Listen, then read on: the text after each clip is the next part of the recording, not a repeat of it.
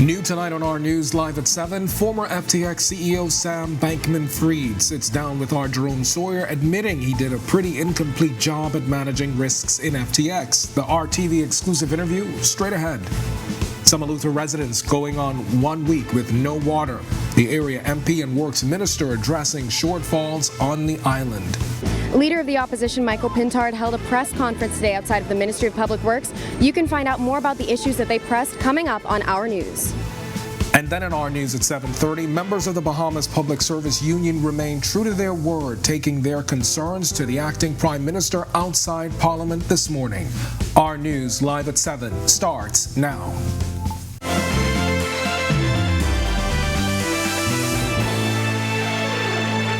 Welcome to Our News Live at 7. Thanks for joining us tonight. I'm Kendino Knowles. Founder and former CEO of the now imploded FTX Digital Markets, Sam Bankman-Fried, says he's still struggling with the events that led to the downfall of the Bahamas-based crypto exchange. In his first local exclusive sit-down interview with our Jerome Sawyer this week, the 30-year-old, who had a net worth of billions just a month ago, acknowledging recently there was a borrowing-lending facility at the cryptocurrency exchange, but did not know of deposits to pay its affiliated trading firm, Alameda Research. The relationship between Alameda and FTX, now known as the root cause of his downfall. We recently learned that $10 billion of FTX customer funds were moved to Alameda Research, characterized as a secret. In this exclusive chat, which airs in an hour-long special here on RTV at 8 o'clock Sunday night, Bankman-Fried admitting he did a pretty incomplete job at managing risks at FTX, but still insisting he had a plan to move the company forward. Take a look. You say the company is still very valuable and could have been saved. How so? Yeah. So before the filing, there were lots of parties who had indicated significant interest and billions of dollars of financing for it. And, you know, this had been a $40 billion company a month earlier. Even after the crash, there's a day where it traded $15 billion of volume, I think. So it was a valuable business, and most of that had nothing to do with what caused the crash. That was not an integral part of what made FTX a valuable business. Who were some of those parties you mentioned who were interested prior to the collapse? There was a wide array of them, and I don't know which of them ultimately would have come through. You know, these were all discussions, and I felt like I didn't have a lot of time. I think I had more time than I thought I did. I think I got some very bad legal advice, and unfortunately, I gave into it. All right, for the complete interview, watch the RTV Presents exclusive on the collapse of FTX Sunday at 8 p.m. right here on RTV 212 and streaming live on the Our News Bahamas Facebook page. Well, Central and South Eleuthera MP Clay Sweeting speaking out after a week-long water outage in his constituency. The Works and Utilities Minister also addressing the issue. Berthany McDermott reports.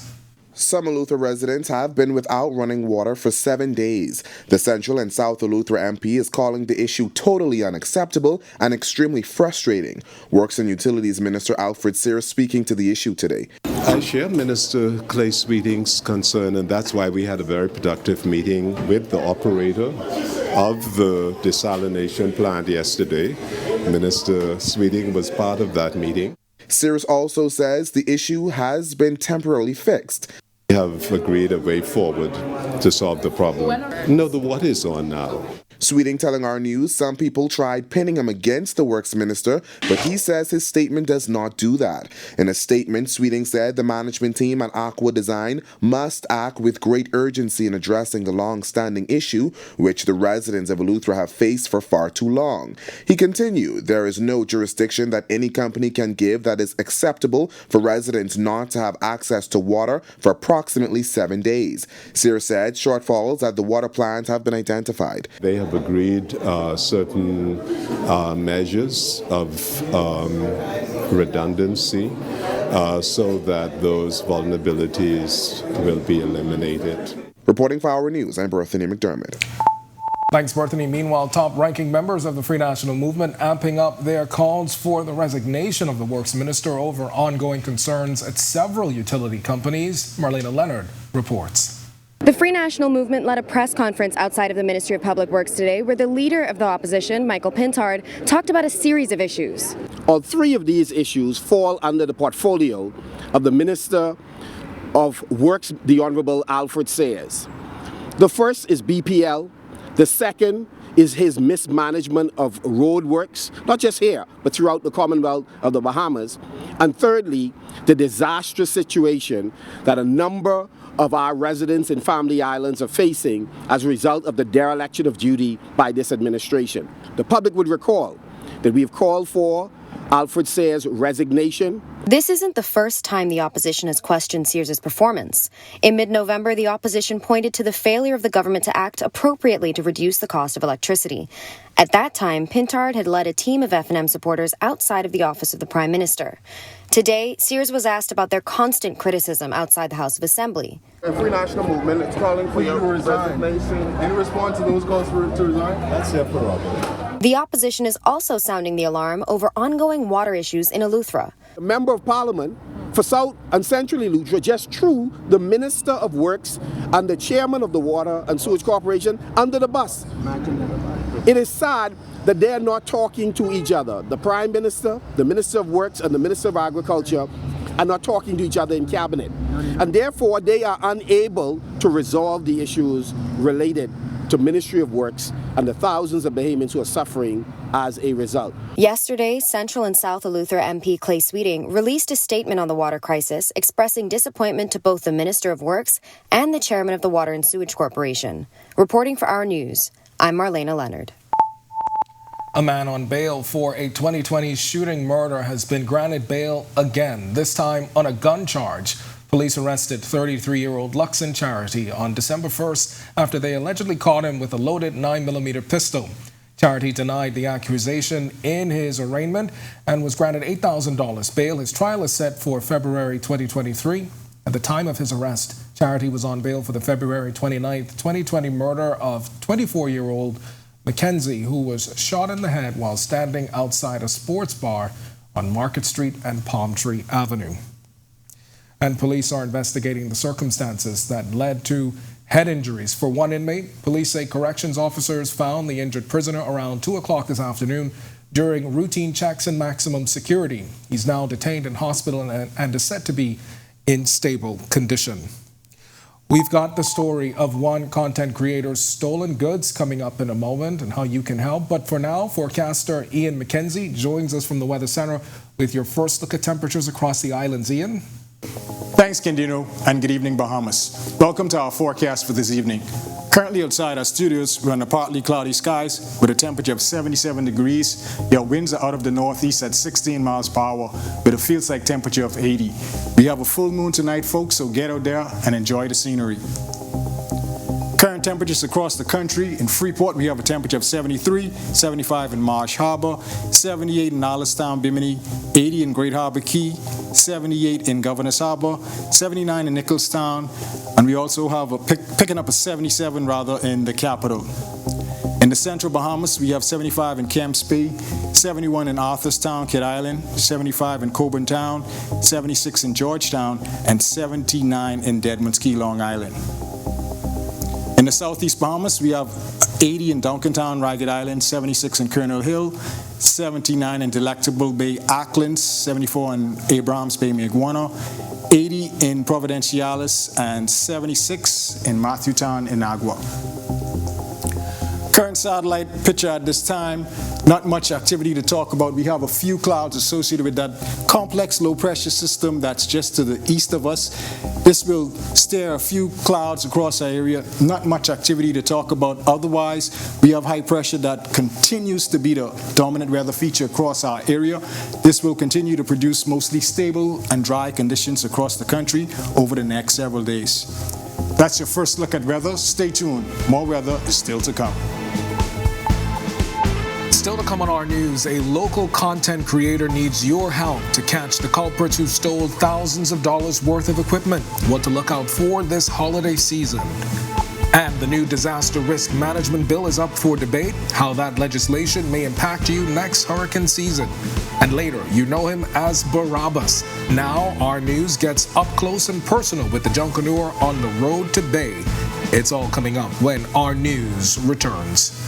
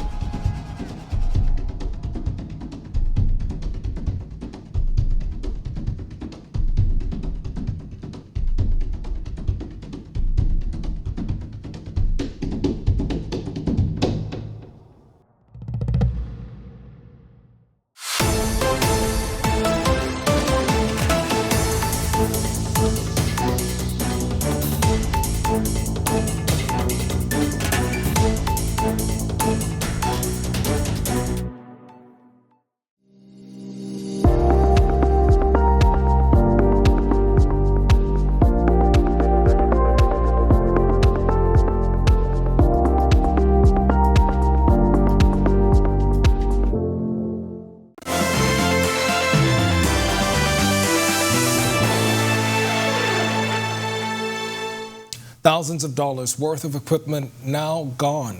That's the reality of one creative tonight.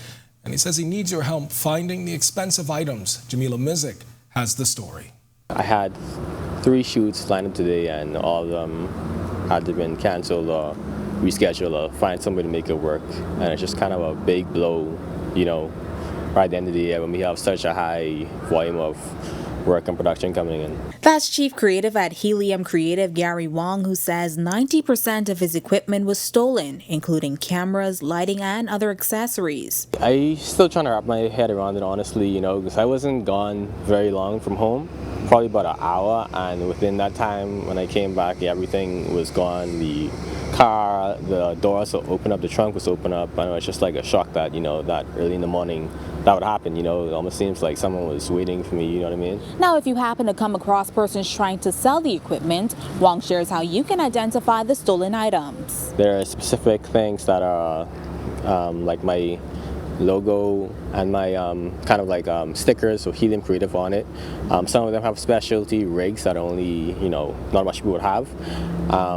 And basically, cameras have a lot of wear and tear, so it wouldn't look like new cameras if someone tried to sell you it. Wong's hoping that the items are returned soon before he's forced to purchase new equipment or it further impacts his business. At this point, like, I just want the stuff back. You know, I don't care who you are or what you've done in the past, but if you find it in your heart to give back, you don't have to let us know who you are. It can be anonymously, you know what I mean? We really appreciate it, and it'll go a long way.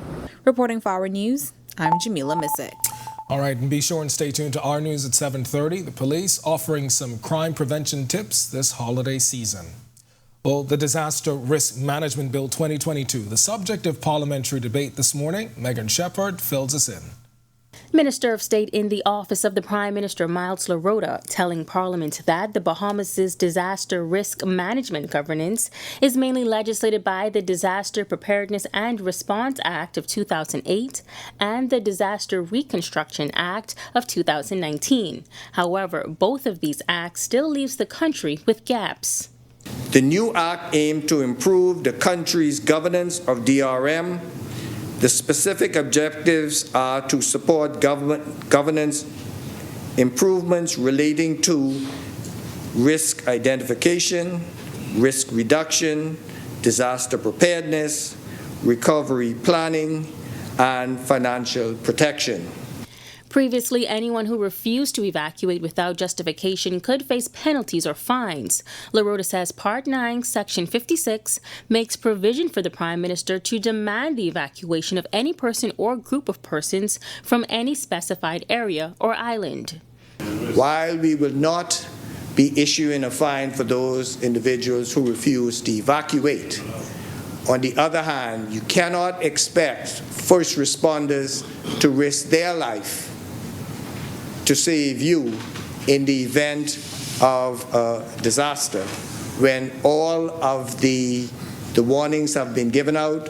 Minister of National Security Wayne Monroe adding that everything cannot be done by the central government. He says during the last hurricane, the Marcos alert system was used to share information with the general public. And now that the system has been fully launched, it will continue. That is available now in emergencies, in disasters, to notify directly the public, and it will be used. Reporting for Our News, I'm Megan Shepard. When our news comes back from the break, we turn our spotlight to stories making headlines across the world as a magnitude 3.4 earthquake was recorded near 3 Caribbean islands this morning. We'll tell you which ones straight ahead. Plus, on this day in 1971, the Bahamas' current coat of arms was adopted. More on that a little later. And later, in an intimate conversation with Barabbas, the Junkanoo about Junkanoo in days past, and the modern parade era. We've got the details when our news returns.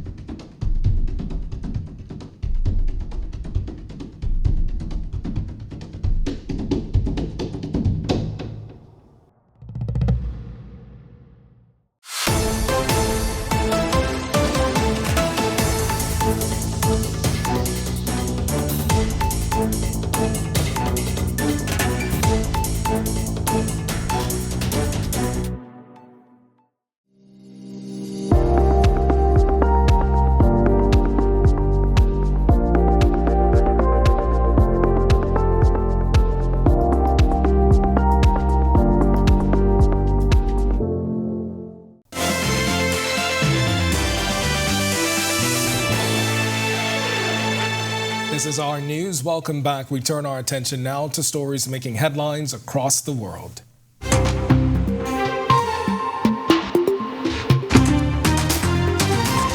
Reuters news investigation has found that since at least 2013, the Nigerian military has conducted a secret, systematic, and illegal abortion program in the country's northeast, ending in at least 10,000 pregnancies among women and girls. According to witnesses, many had been kidnapped and raped by Islamist militants as resistors were beaten, held at gunpoint, or drugged into compliance. Witness accounts say abortions mostly were carried out without the person's consent and often without their prior knowledge. The women and girls range from a few weeks to 8 months pregnant, and some were as young as 12 years old. The investigation was based on interviews with 33 women and girls reportedly in the custody of the Nigerian army. The 2022 U.S. midterm elections may have taken an extra month, but they have now finally come to a close with Raphael Warnock's re-election in Georgia. Democrats not only now maintain control of the U.S. Senate, they have also expanded their margin in the chamber by 1 seat. Americans across the country went to the polls in record numbers during this year's midterms. But on Tuesday, Georgia and its Senate runoff were center stage. 3.5 hours after polls closed in Georgia, Warnock led the Republican candidate Herschel Walker by approximately 40,000 votes. A court in Argentina has sentenced Vice President Cristina Fernández de Kirchner to 6 years in jail for corruption. In a case that has shaken the country, the 69-year-old was found guilty of fraudulent administration over the awarding of public works contracts to a friend. It is unlikely she will serve jail time with some immunity via her government roles and is expected to launch a lengthy appeals process. She's also been banned from public office for life, but will continue in her role as VP while the case goes through higher courts. And a magnitude 3.4 earthquake was recorded in the vicinity of 3 Caribbean islands early this morning. Those islands, St. Lucia, Martinique, and St. Vincent and the Grenadines. The University of the West Indies Seismic Research Center said it occurred around 1:27 a.m. local time at a depth of 15.6 kilometers. Still to come in our news today in history, find out interesting facts about the day that was December 7th, as a man who would become prime minister was ousted as the leader of opposition in 2016. Plus, Ian is back with your extended weather forecast. And then in our news at 7:30, is it just me or do prices seem a little higher this holiday season? In tonight's Consumer Report, we talk busting inflation during the holidays. It's all coming up when our news returns.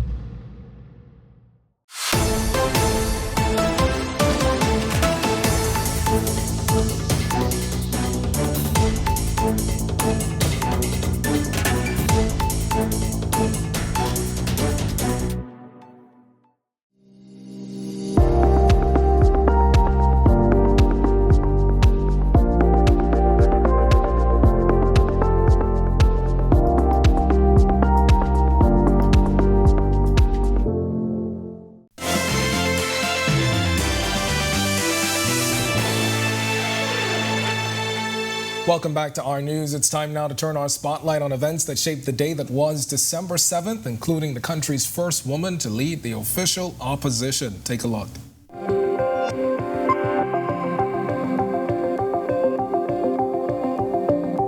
On this day in Bahamian history in 1912, Eugene Aubrey Pike from Depute was born in Nassau.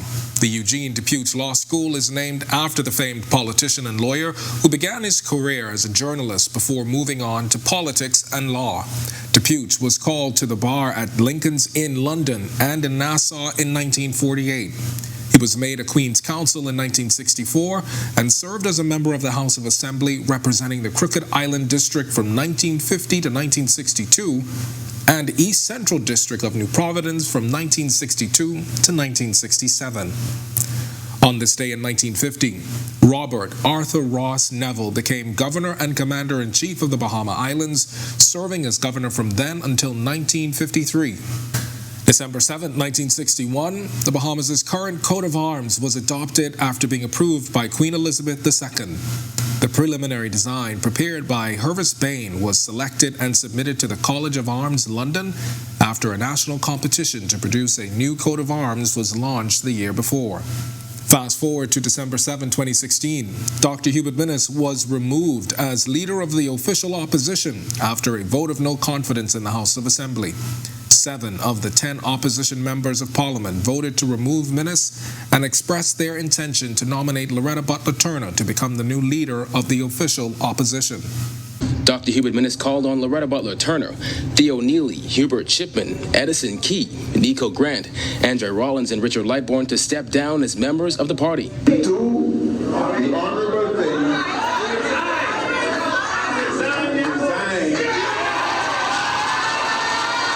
I want to say to all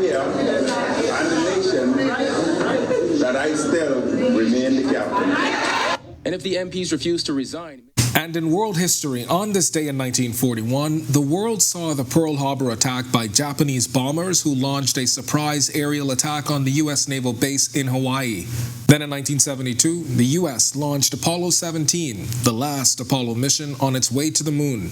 23 years later, in 1995, a probe from the spacecraft Galileo successfully entered the atmosphere of the planet Jupiter. And 4 years after that, in 1999, NASA admitted that the $165 million Mars polar lander was almost certainly lost. Finally, in 2020, American aviator Chuck Yeager, the first person to exceed the speed of sound in flight, died at age 97.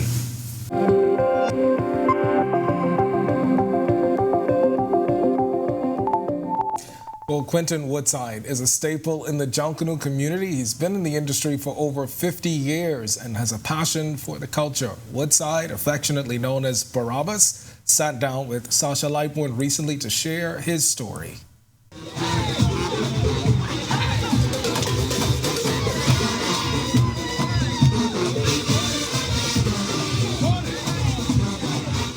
Barabbas' passion for the culture and art of Junkanoo has blossomed even more. His journey took him through several A groups, namely the Saxons, the Valley, and most famously for him, the Roots. But he didn't stop there. Barabbas would then leave Roots to form what is now known as Barabbas and the Tribe. I have a gift from God. I'm the pace setter in my culture today. All right? By looking at my seniors and taking pages of their book, I put it together and I create something different other than Bay Street. Barabbas loves Junkanoo so much it even prompted him to create a Junkanoo museum known as Junkanoo World, which was inspired from him traveling the world. Reporting for Our News, I'm Sasha Lightborn. All right, thanks, Sasha. Be sure and join RTV for live coverage of this Boxing and New Year's Day Junkanoo parades starting at midnight.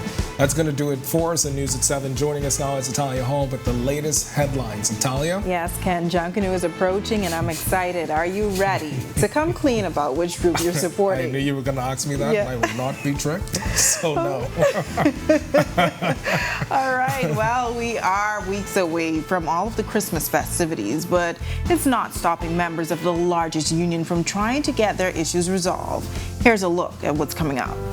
All roads lead to Parliament Square tomorrow morning. Union leaders go face-to-face with members of government demanding answers and action on their concerns. Plus, the opposition issuing another call for the resignation of the works minister as they claim roadworks throughout the country were mismanaged. And are you counting your coins this holiday season? Our News speaks to some shoppers about how inflation is affecting their Christmas lists. Plus, Grand Bahama Police share holiday cheer in their communities. We'll show you how tonight on Our News. Our News Live at 7:30 starts in a moment.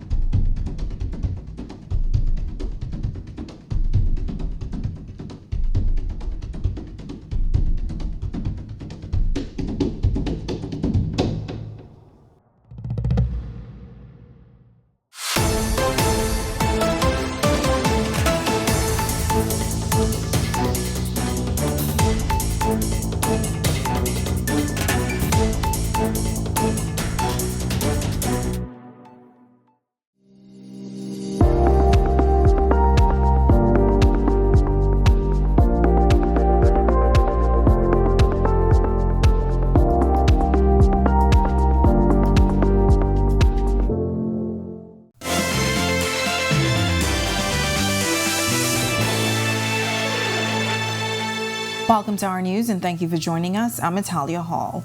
A large crowd of BPSU members showing up to Parliament this morning looking to get answers. Union Chief Kingsley Ferguson approaching the acting Prime Minister as he headed inside. And he did not stand alone. He was joined by National Alliance Trade Union Congress President Belinda Wilson, who did not back down. Bertha McDermott was there and filed this report. The Bahamas Public Services Union taking its concern to the House of Assembly in hopes of getting answers after an emergency meeting with members Tuesday night. All roads lead to Parliament Square tomorrow morning.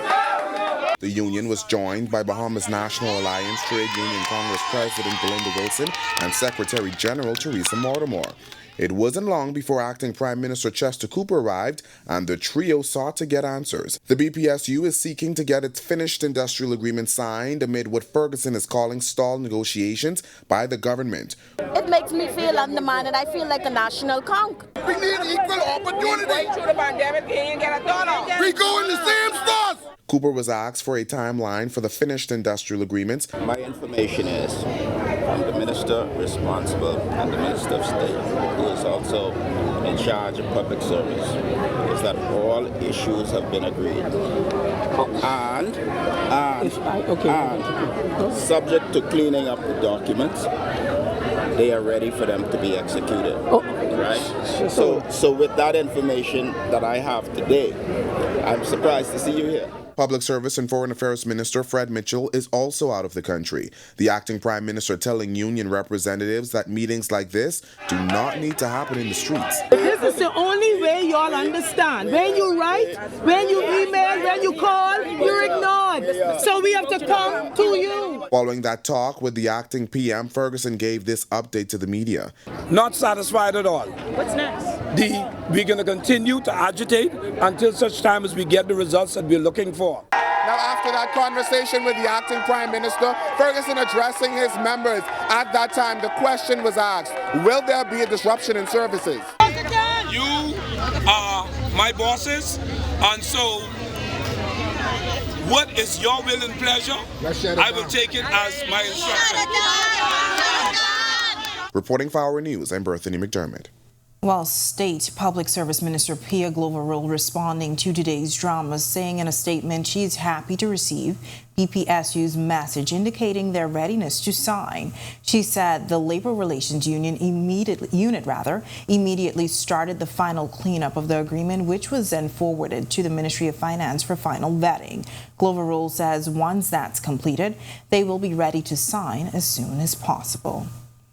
While two men will no longer face trial for a setup murder, DPP Garvin Gaskins issued a noli prosequi in the conspiracy to commit murder trial of Patrico Rose and Richard Sullivan. The men were facing a retrial for the November 25, 2012 murder of Dario China Knowles after the Court of Appeal squashed their convictions and a 30-year sentence in 2019. Prosecutors allege that Knowles was shot dead at Lincoln Boulevard after he was brought there by two women. The women allegedly went into a house and left Knowles in the car, where he was shot by two men. Founder and former CEO of the now imploded FTX digital market, Sam Bankman-Fried, says he's still struggling with the events that led to the downfall of the Bahamas-based crypto exchange. In his first local exclusive sit-down interview with R. Jerome Sawyer this week, the 30-year-old, who had a net worth of billions just a month ago, acknowledging recently there was a lending facility at the cryptocurrency exchange, but did not know of deposits to pay its affiliated trading firm, Alameda Research. The relationship between Alameda and FTX, now known as the root cause of his downfall. In the exclusive chat, which airs in an hour-long special here on RTV at 8 o'clock on Sunday night, Bankman-Fried admitting he did a pretty incomplete job at managing risks in FTX, but still insisting he had a plan to move the company forward. You say the company is still very valuable and could have been saved. How so? Yeah. So before the filing, there were lots of parties who had indicated significant interest and billions of dollars of financing for it. And this had been a $40 billion company a month earlier. Even after the crash, there's a day where it traded $15 billion of volume, I think. So it was a valuable business, and most of that had nothing to do with what caused the crash. That was not an integral part of what made FTX a valuable business. Who were some of those parties you mentioned who were interested prior to the collapse? There was a wide array of them, and I don't know which of them ultimately would have come through. These were all discussions, and I felt like I didn't have a lot of time. I think I had more time than I thought I did. I think I got some very bad legal advice, and unfortunately I gave into it. Now for the complete interview, watch the RTV present an exclusive on the collapse of FTX Sunday at 8 p.m. right here on RTV and streaming live on the Our News Bahamas Facebook page. Well, these December evenings are cooling off nicely. Forecaster Ian McKenzie joins us now from the Weather Center with a look at our current conditions. Good evening, Ian. Thanks, Natalia, and good evening, Bahamas. Welcome to our first look at weather for this evening. Currently outside our studios, we're under partly cloudy skies with a temperature of 77 degrees. Your winds are out of the northeast at 15 miles per hour with a feels like temperature of 79. Once again, we have a full moon out there, guys. Go outside, take advantage. Satellite and radar imagery. Not much to talk about in terms of clouds across our area at this time. We have a few clouds just to the east of us, and this is courtesy of a low pressure system that's spinning just to the east of us. Outside of that, we have high pressure dominating the weather pattern rather than producing mostly dry and stable conditions. Stay tuned. The extended weather is still to come. Still to come on our news, how consumers are counting their coins this holiday season in the hopes of beating inflation. Some tips ahead in tonight's Consumer Report. Plus, how to do your part to help keep holiday crime down. A few tips you can take and share with your loved ones. And the opposition lashes out on the PM's frequent travel as he attends another international conference. That's all coming up when our news returns.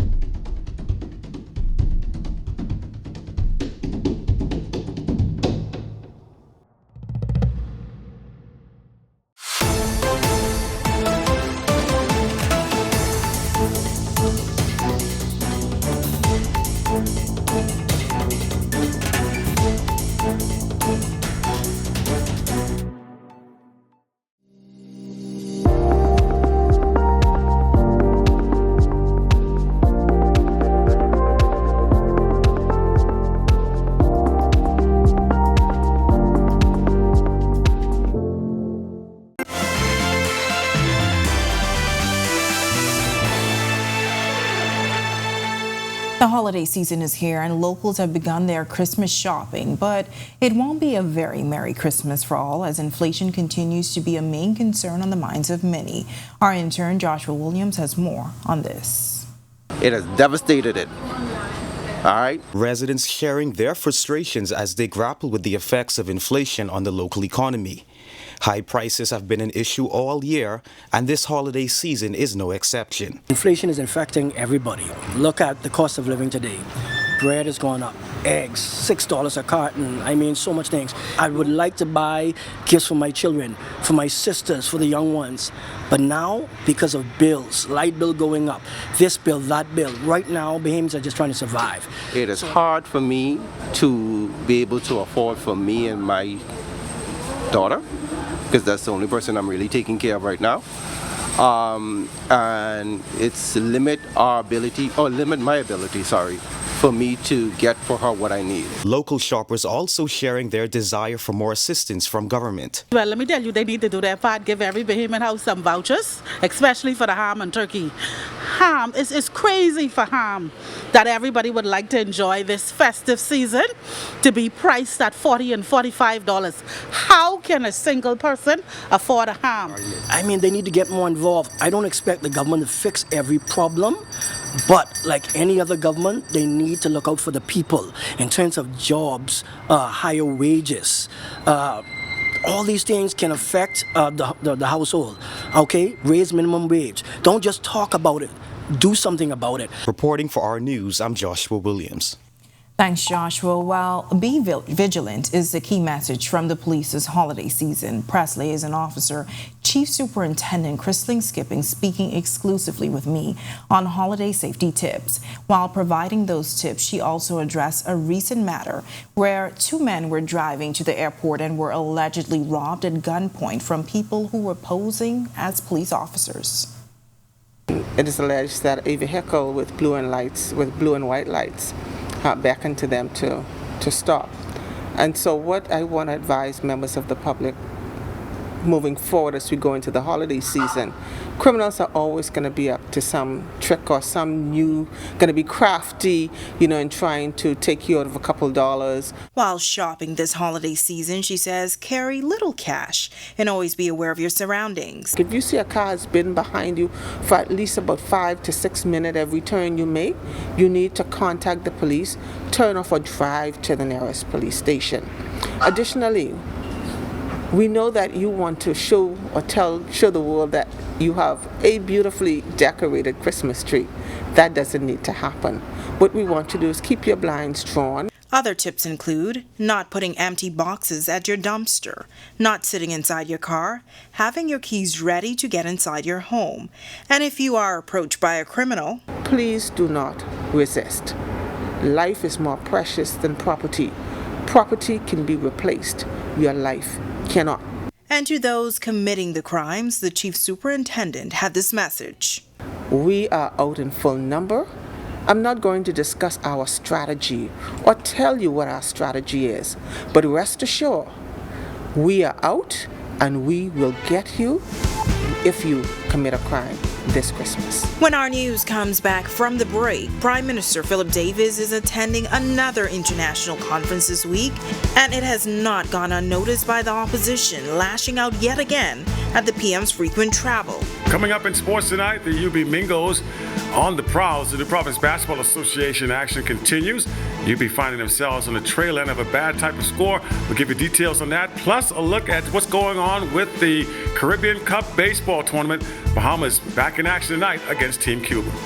And later, we'll show you how Grand Bahama police officers are spreading a little holiday cheer. The details when Our News continues.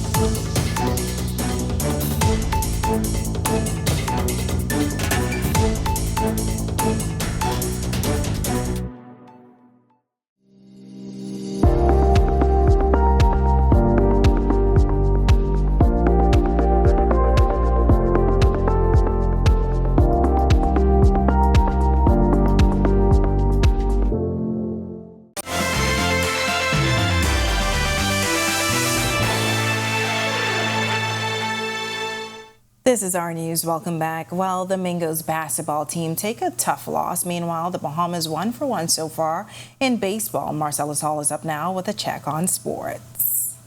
All right, thanks, Natalia. Welcome to our sports, everybody. I'm Marcellus Hall. Last night, the AF Valley Gym coming to life once again as the New Province Basketball Association continued the regular season play. Feature contest featuring a game between the UB Mingos as they took on yet another opponent in the league, trying to get themselves back on the winning track. Did it happen? Let's take a look.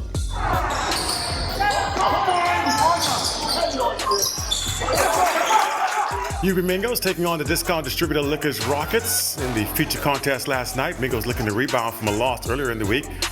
Timothy Grant, first quarter with the fast break layup that put UD down 7-2. He had 15 rebounds as Grant once again to lead the Mingos up 7-4. Gabriel Stiles, he cleans up the baseline drive. UB still down 29-10. He had 8 points on the day. Stiles, seconds to go on the fast break. UB still down 31-12 to end the quarter. Second quarter action we go. Delano Armbrister from outside starts things off strong for the Mingos. Armbrister with 8 points. UB still down, however, 13-15. Stiles again on the drive. Mingos start to pick it up. 34-20. Rockets still with the lead. Mingos just could not get it together.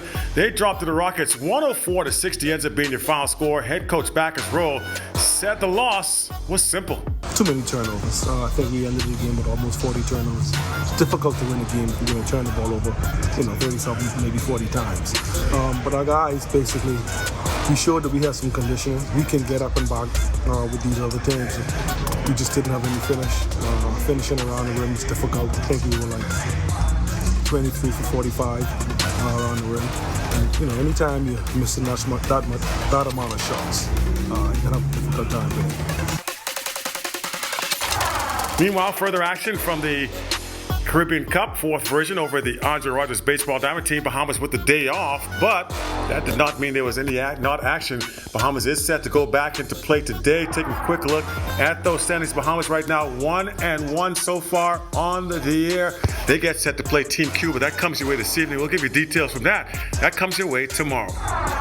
And that's your check on sports for you here on this Wednesday. I'm Marcellus Hall. Back to you, Italia. Still ahead on our news tonight, some Grand Bahama police officers sharing the gifts of the season, bringing hope to some residents who may be feeling discouraged.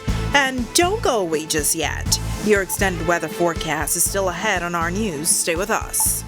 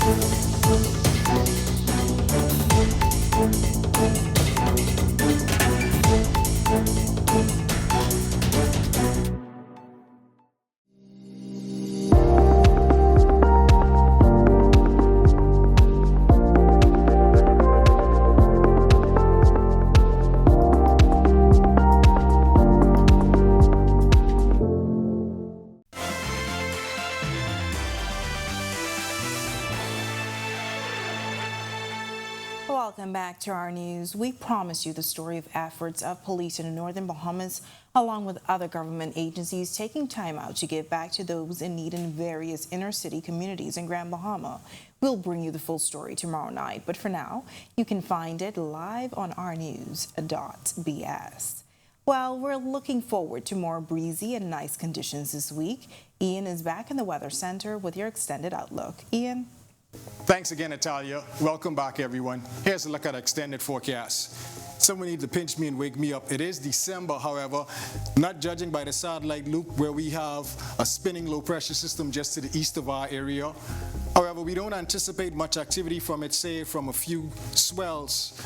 Outside of that, we have high pressure system completely dominating the weather pattern, blocking any moving fronts that is expected to move into our area. So we're going to be stuck pretty much into this dry and stable pattern for the next several days. In your boating forecast, winds are out of the northeast east at 15 to 20 knots in the northwest Bahamas, posting a small craft caution. Your seas would rather be 4 to 7 feet, but up to 8 feet in those northeasterly swells. We expect a high tide at 7:15 p.m. this evening. In the central and southeast Bahamas, we have a small craft advisory in effect due to those swells, along with rip currents. Winds will be north to northeast at 15 to 20, seas 4 to 7, but up to 12 feet in those swells. And here's a look at your national forecast.